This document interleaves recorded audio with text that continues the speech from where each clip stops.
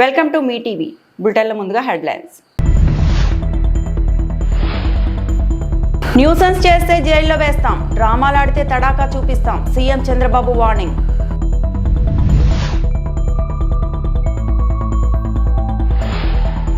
TTD సేవకులకు ప్రత్యేక శిక్షణ, TTD chairman BR Naidu.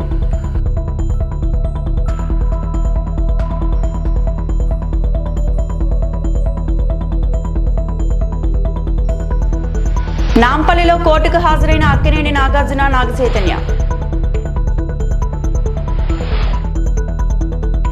Nuisance చేస్తే జైల్లో వేస్తాం, డ్రామాలాడితే తడాకా చూపిస్తాం, సీఎం చంద్రబాబు వార్నింగ్. ఏపీలో తాజా రాజకీయ పరిణామాలపై ముఖ్యమంత్రి చంద్రబాబు ప్రత్యేక మీడియా సమావేశం నిర్వహించారు. ఈసారి డిఫరెంట్గా ఫుల్ ఖుషీగా నవ్వుతూ హుషారుగా ప్రెస్ కాన్ఫరెన్స్లో మాట్లాడారు. వివిధ అంశాలపై ప్రసంగించిన చంద్రబాబు గతంలో ఎన్నడూ లేని విధంగా వైసీపీపై కన్నెర చేశారు. జగన్ టార్గెట్గా పలు ఇంట్రెస్టింగ్ కామెంట్స్, వార్నింగ్లు ఇచ్చారు. ప్రధానంగా వైసీపీ ప్రతిపక్ష హోదా అంశంపై ఏపీ సీఎం చంద్రబాబు కీలక వ్యాఖ్యలు చేశారు. ప్రతిపక్ష హోదా ఎప్పుడు ఇస్తారో, ప్రజాస్వామ్యం అంటే ఏంటో తెలుసుకోవాలని మాజీ సీఎం జగన్కు సూచించారు. వైసీపీ అసత్య ప్రచారాలపైన సీఎం చంద్రబాబు సీరియస్ వార్నింగ్ ఇచ్చారు. ఇక 2 రోజుల క్రితం పులివెందుల పర్యటనలో ఉల్లి చీనీ పంటల రైతుల సమావేశంలో మాజీ సీఎం జగన్ చేసిన కామెంట్స్పై చంద్రబాబు ఫైర్ అయ్యారు. గత ప్రభుత్వంలో పులివెందులకు నీళ్లు కూడా ఇవ్వలేకపోయారంటూ జగన్పై సెటైర్లు వేశారు. డ్రామాలాడితే తడాకా అంటే ఏంటో చూపిస్తామని హెచ్చరించారు. కావాలని కొంతమంది రెచ్చగొడితే ఎవ్వరు కూడా సంవేదన పాటించండి. వాళ్ళ కార్యకర్తలు వస్తే ఎట్లా హ్యాండిల్ చేయాలో చేస్తాం. రైతుల ముసుగులో వైఎస్ఆర్ కాంగ్రెస్ పార్టీ కార్యకర్తలు వచ్చి రాజకీయం చేయాలంటే మాత్రం కబద్దార్, జాగ్రత్తగా ఉండండి. మర్యాదగా చెప్తున్నా. మీరేమనుకుంటున్నారంటే మీరు నేరాలు ఘోరాలు చేసి ఇతరులపైన వేసి తప్పించుకోవాలని ప్రయత్నం చేస్తున్నారు. ఎంత నీచంగా ఉన్నారంటే వాళ్ళు చూస్తే వీళ్ళు మనుషుల పశువుల మనం చెప్పలేని పరిస్థితి. కుప్పంలో మొన్నే నేను ఇనాగ్రేట్ చేశాను. నేను అక్కడి నుంచి రాకమునిపే నేను వెళ్ళిపోతాను, నీళ్లు రావని మాట్లాడే పరిస్థితి వచ్చారు. ఒక పంపు 3 గంటలు టెక్నికల్ ప్రాబ్లం వచ్చింది. ఇమ్మీడియట్గా పంపుని రీప్లేస్ చేశారు. ఇప్పుడు కూడా పెడుతున్నారు. కాలువలు ఎండిపోయినాయి, నీళ్లు రావడం లేదు, మోసం చేశారని. అంటే ఏమనుకుంటున్నారు మీరు? సోషల్ మీడియా ఉందని మీ ఇష్టానుసారంగా వాగితే మీ సమాధానం ఇవ్వాలన్నిటికీ. అలాంటి వాళ్ళని ఏం చేయాలనో పగడ్బందీగా ఆలోచిస్తాం. వాస్తవాలు రాసే వాళ్ళని వాళ్ళు ఏదైనా రాస్తే తప్పుంటే కరెక్ట్ చేసుకుంటాం. తప్పుడు వార్తలు రాస్తే మాత్రం కబద్దార్, జాగ్రత్తగా ఉండండి. మీరు వేయడం మీ ఫేక్ న్యూస్ అని పెట్టుకోవాలన్నా బుద్ధి జ్ఞానం లేదు మీకు? ఏమనుకుంటున్నారు మీరు? ప్రతిరోజు ఏదో ఒకటి పెట్టి ప్రజల అటెన్షన్ డైవర్ట్ చేసి కావాలని ఫేక్ న్యూస్ అంతా పెట్టే పరిస్థితికి వచ్చారు. అందుకే నేను చెప్పాను, ఈ ఎర్రా వాసు, ఎర్రా రామూర్తి, చీలి వెంకటేశ్వరరావు, కోలాంటి ఈశ్వరరావు వీళ్ళంతా వైఎస్ఆర్ కాంగ్రెస్ వాళ్ళు. మీరు రాజకీయాలుంటే మీ ఇంట్లో చేసుకోండి. ప్రభుత్వం దగ్గర మాత్రం తోక తిప్పితే తోక కట్ చేస్తాం. ఇంకొక ఆయన మాట్లాడతాడు, అక్కడేదో విశాఖపట్నం రైల్వే మనం స్టీల్ ప్లాంట్ ప్రైవేటైజ్ చేస్తే పోరాడతాడంట. ఎవరు చెప్పాడా నిన్ను పోరాడమని? ఎవరు ప్రైవేటైజ్ చేస్తారా? డెఫినెట్గా కొన్ని గవర్నమెంట్లన్నీ కూడా కొన్ని సర్వీసులు అవుట్సోర్సింగ్ చేసుకుంటారు సమర్థత పెంచడానికి. అది నెపం పెట్టి ఇష్టానుసారంగా మాట్లాడడం. 12,000 కోట్ల రూపాయలు కేంద్రం ఇచ్చి ఈరోజు మళ్ళీ విశాఖపట్నం స్టీల్ ప్లాంట్ రివైవ్ చేసే ప్రయత్నం చేస్తే తెలుగువారి ఆత్మ గౌరవాన్ని కాపాడితే. విజయవాడ జలవనరుల క్యాంప్ ఆఫీసులో పోలవరం ఎడమ ప్రధాన కాలువ పనులు, పోలవరం పునరావాస పనుల సమీక్ష అధికారులతో నిర్వహించారు. ఈ సమీక్షలో జలవనరుల శాఖ ప్రత్యేక కార్యదర్శి G Sai Prasad, R&R commissioner Ramasundar Reddy, నీటిపారుదల సలహాదారు వెంకటేశ్వరరావు, ఈఎన్సీ నరసింహమూర్తి, ఆయా ప్రాజెక్టుల ఎస్ఈలు, ఈఈలు, ఏజెన్సీల ప్రతినిధులు మరియు ఇతర సీనియర్ అధికారులు పాల్గొన్నారు.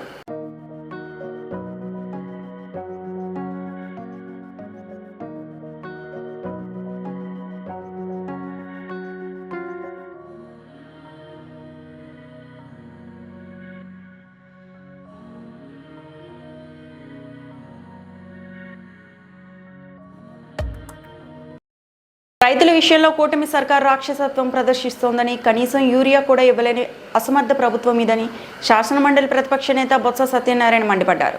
కాకినాడలో మాజీ ఎమ్మెల్యే ద్వారంపూడి చంద్రశేఖర్ రెడ్డి క్యాంప్ కార్యాలయం ఆయన పార్టీ నేతలతో కలిసి మీడియా సమావేశం నిర్వహించారు. ఈ సందర్భంగా బొత్స సత్యనారాయణ మాట్లాడుతూ, సుదీర్ఘ పాలనా అనుభవం ఉందని పదే పదే చెప్పుకునే చంద్రబాబుకు వ్యవసాయ సీజన్లో రైతులకు ఏ మేరకు ఎరువులు కావాలో ముందుగానే ప్రణాళికను సిద్ధం చేసుకోవాలనే విషయం తెలియదా అని ప్రశ్నించారు.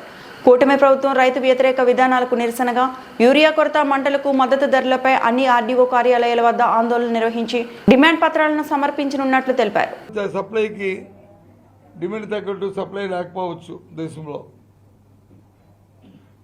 మనకు ఉత్పత్తి లేకపోవచ్చు ఫెర్టిలైజర్స్, కానీ ఇంపోర్ట్ చేసుకున్న మరి ఈ దేశంలో ఈ రాష్ట్రంలో ఉన్న ప్రభుత్వం కూటమి ప్రభుత్వమే కదా, మరి వాళ్ళ ప్రభుత్వమే కదా. మరి దేశంలో మిగతా రాష్ట్రాల్లో ఏ రకంగా మరి అవి ఫుల్ఫిల్ చేస్తున్నారు బీజేపీ వాళ్ళ రాష్ట్రాల్లోనూ, మరి ఇక్కడ ఎందుకు జరగట్లేదు? అధికారం స్వార్థం ఉండి మరి ఆ నార్థన్ స్టేట్స్లో ఏ విధంగా దొరుకుతున్నాయి అంటే శ్రద్ధ లేకపోవడం, వాటి పట్ల నిరాశ చూపెట్టడం, అయిపోయిన తర్వాత వచ్చి చేతులు కాలిన తర్వాత ఆకులు పట్టుకొని రీతిలో చందనంగా ఉంది. అందుకే ఇవాళ పరిస్థితి. ఆ నేపథ్యంలోనే ఇవాళ వైఎస్ఆర్సీ పార్టీ, మా పార్టీ ఇప్పటికే చాలా సందర్భాల్లో చాలా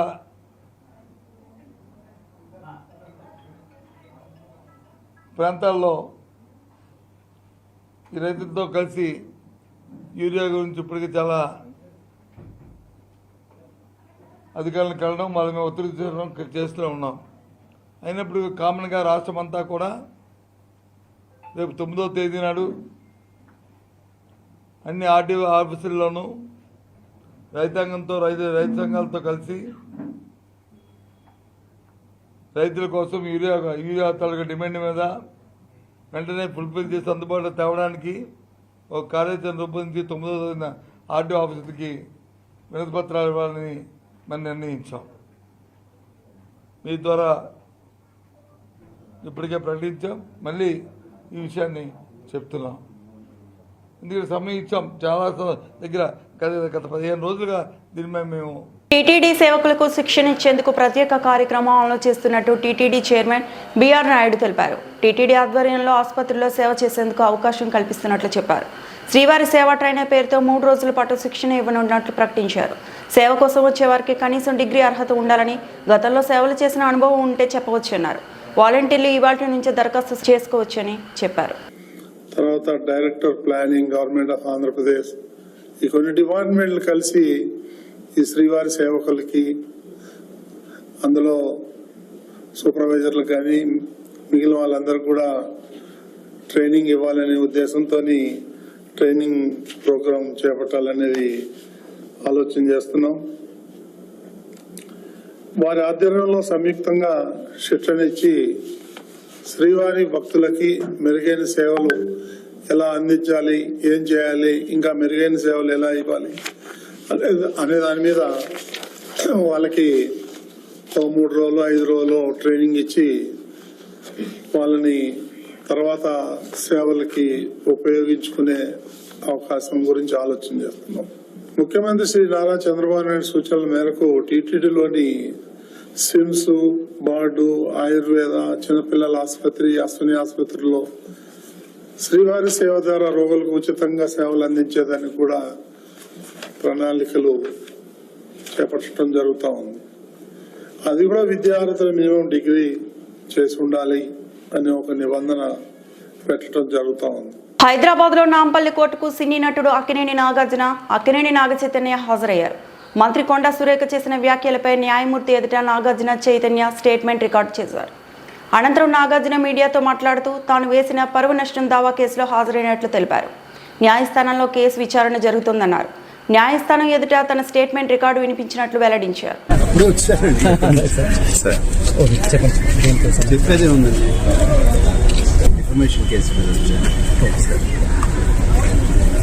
whether it's in the law of in the court. Now it is up to them to decide. మళ్ళీ ఎప్పటికి ఇచ్చారు సార్? భారత రాష్ట్ర సమితి నుంచి ఎమ్మెల్సీ కల్వకుంట్ల కవిత సస్పెన్షన్ ను స్వాగతిస్తున్నామని జనగామ ఎమ్మెల్యే పల్లా రాజేశ్వర్ రెడ్డి అన్నారు. పార్టీ కార్యకర్తల అభిప్రాయం మేరకు అధిష్టానం నిర్ణయం తీసుకుందన్నారు. పార్టీకి వ్యతిరేకంగా ఎవరు మాట్లాడినా చర్యలు తప్పవన్నారు. కవిత కాంగ్రెస్ పార్టీ ఉచ్చులో చిక్కుకుందన్నారు. ప్రాంతీయ పార్టీలను చీల్చి వారి కుటుంబాల్లో చిచ్చు పెట్టడం కాంగ్రెస్ పార్టీ అని ఆరోపించారు. భారత రాష్ట్ర సమితి ఒక కీలక నిర్ణయం తీసుకున్నది. పార్టీ అధ్యక్షులు కల్వకుంట్ల చంద్రశేఖరరావు గారి ఆదేశం మేరకు పార్టీ ఎమ్మెల్సీగా ఉన్న కవిత గారు గత కొన్ని రోజులుగా పార్టీ వ్యతిరేకంగా మాట్లాడడం, కాంగ్రెస్ పార్టీ ఉచ్చులో పడడం, కాంగ్రెస్ పార్టీ చెప్పినట్లే నడుచుకోవడం, పార్టీ సీనియర్ నాయకుల మీద అనవసరమైన బాధ్యతారహితమైన ప్రకటన చేయడం, పార్టీ యావత్తు నాయకులు కార్యకర్తలు ఆందోళనకు గురి కావడం, 60 లక్షల మంది సభ్యులు కలిగి ఉన్న భారత రాష్ట్ర సమితిలో ప్రతి ఒక్కరికి కూడా వారికి ఎంత హక్కు ఉన్నదో అంతే హక్కు ఉంటుంది. కాబట్టి ఇలా భారత రాష్ట్ర సమితి కార్యకర్తల యొక్క మనోభావాలు దెబ్బతినకుండా ఉండాలని వారి ఆందోళనని గమనించి ఇవాళ యావత్తు పార్టీ ర్యాంక్ అండ్ ఫైల్ కోరుకున్న విధంగా ఇవాళ భారత రాష్ట్ర సమితి నుండి కల్వకుంట్ల కవిత గారిని సస్పెన్షన్ చేస్తూ ఆర్డర్స్ ఇవ్వడం జరిగింది. ఇది యావత్తు రాష్ట్ర పార్టీ యంత్రాంగం బాధతో తీసుకున్న నిర్ణయమైన పార్టీకి ఆందోళన కలిగించే విధంగా, పార్టీని కించపరిచే విధంగా తీసుకున్న నిర్ణయాన్ని మొత్తం నాయకులు కార్యకర్తలు చెప్తున్నారని కేసీఆర్ గారు విన్న తర్వాత కేసీఆర్ గారు సస్పెండ్ చేస్తూ నిర్ణయం తీసుకోవడం జరిగింది. ఈ నిర్ణయంతో పార్టీ అనేదే ముఖ్యం. పార్టీ ముందు తన కూతురైనా దగ్గర బంధువులైనా ఎవరైనా కూడా సమానమని చెప్పేసి ఈరోజు చెప్పడం జరిగింది. కాంగ్రెస్ పార్టీకి అలవాటు భారతదేశంలో ఇప్పటి వరకు అనేక ప్రాంతీయ పార్టీలలో కుటుంబాలలో చిచ్చు పెట్టింది కాంగ్రెస్ పార్టీ. అది తమిళనాడు ఉదాహరణ తీసుకున్నా, కర్ణాటకలో జేడీఎస్ ఉదాహరణ తీసుకున్నా, లేక ఇతర పార్టీలలో ఎక్కడ తీసుకున్నా కూడా ప్రాంతీయ పార్టీల్లో కుటుంబాలు ఉన్నప్పుడు ఆ కుటుంబాల్లో చిచ్చు పెట్టడం అనేది కాంగ్రెస్ పార్టీకి వెన్నతో పెట్టిన విద్య.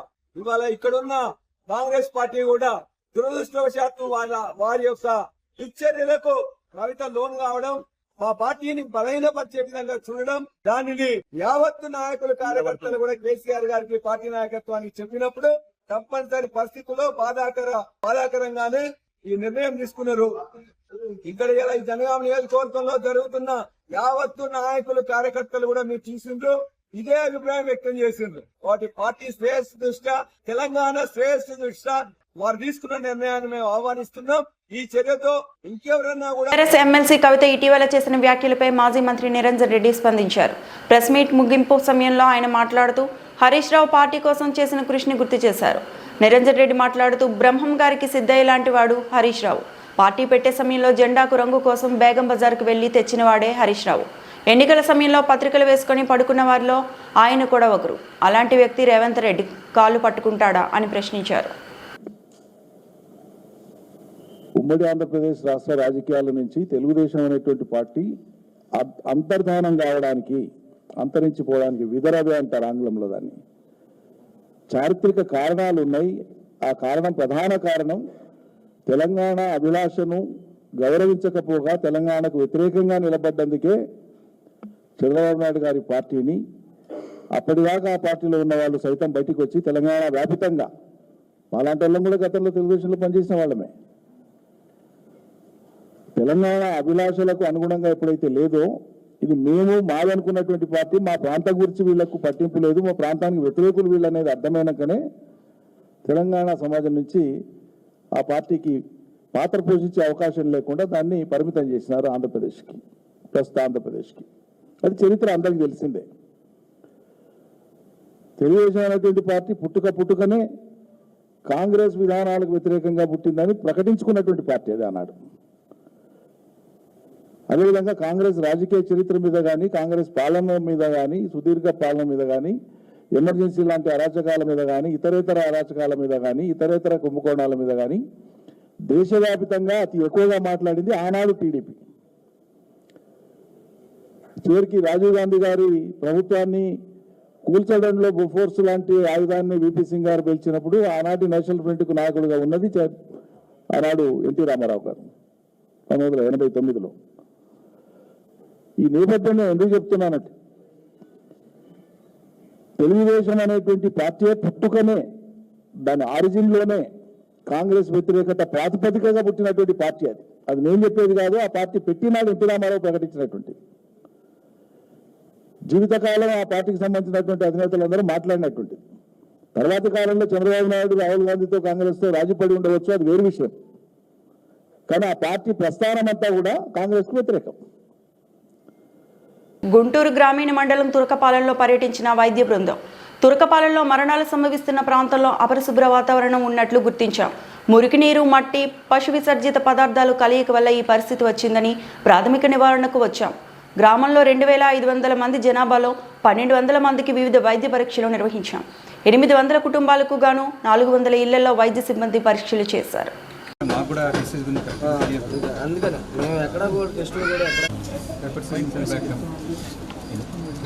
So bifurcated కంటే కూడా Cephalosporin sulfactam, no, that we commonly use in surgeries.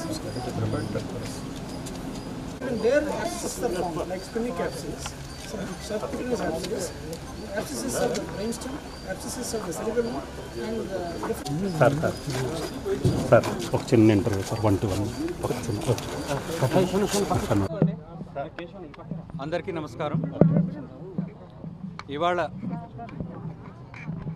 మన హెల్త్ మినిస్టర్ గారు శ్రీ సత్యకుమార్ సార్ ఆదేశాలతోనూ, మన ప్రిన్సిపల్ సెక్రటరీ గారు శ్రీ కృష్ణబాబు సార్ ఆదేశాలతోనూ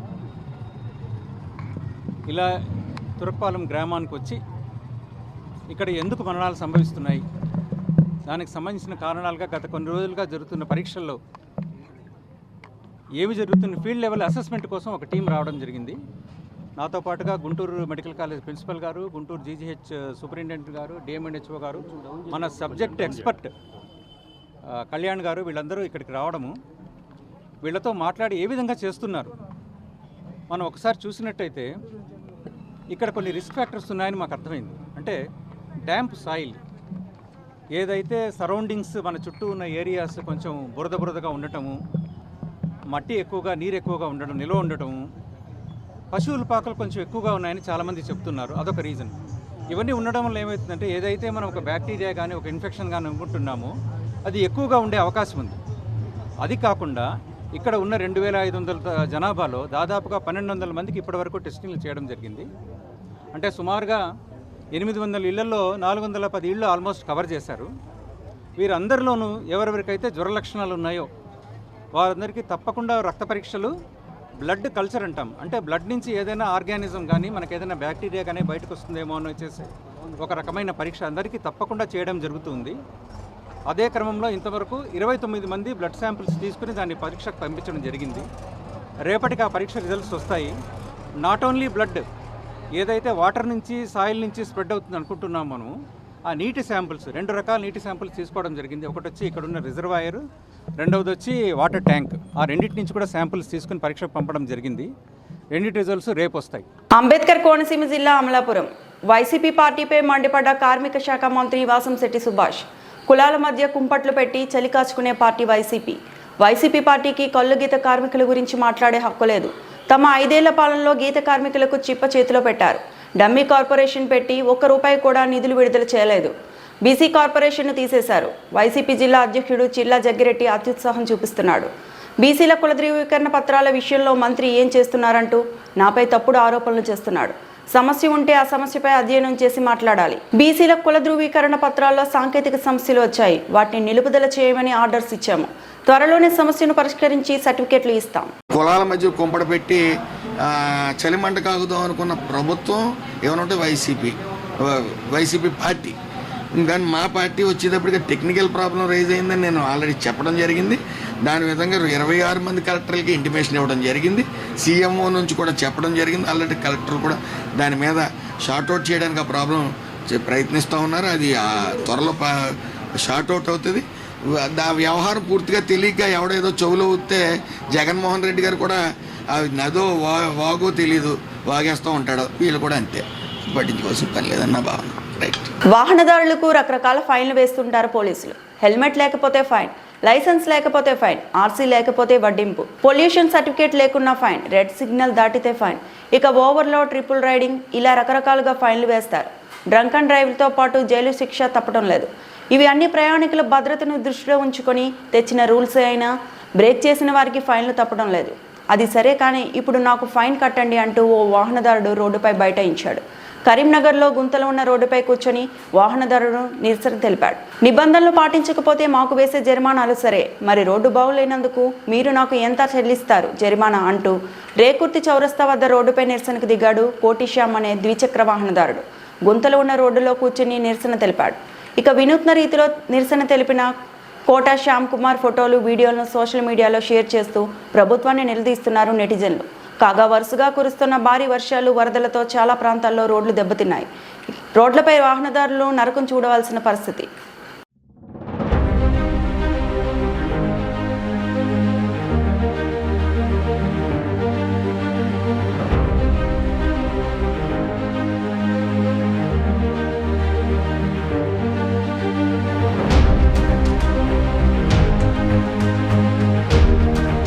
ఈ వార్తలు ఇంతటితో సమాప్తం.